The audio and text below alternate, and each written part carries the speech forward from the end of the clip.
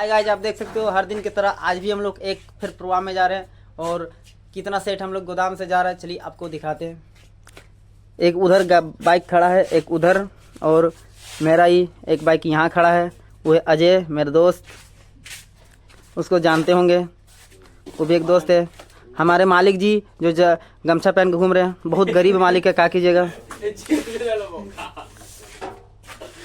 चलिए फिर आगे मिलते हैं। वो ATR प्रो का मशीन है, बाबू साइड हो जाओ, देख सकते होगे। चलिए ठीक है, आगे फिर मिलते हैं। हाय गाइस, आप देख सकते हो हम लोग निकल गए घर से और हम जा रहे हैं सोना पहाड़ी के आगे। अब मालूम नहीं कौन सा गांव है, जाकर भी आपको दिखा पाएंगे। देख सकते हो हमारा गांव का और जंगल का नज़ारा।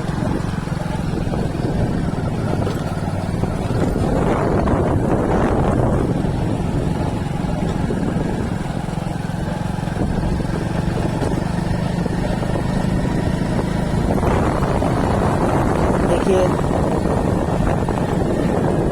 बहुत मस्त व्यू है। चलिए फिर आगे मिलते हैं। हाय गाइस, देख सकते हो ये हमारा है चौक चाची थाना और आगे है चौक चाची मोड़, इसको बोला जाता है।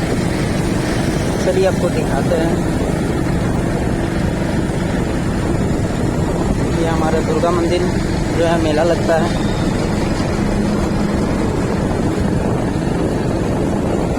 और आपका ये है चौक चाची,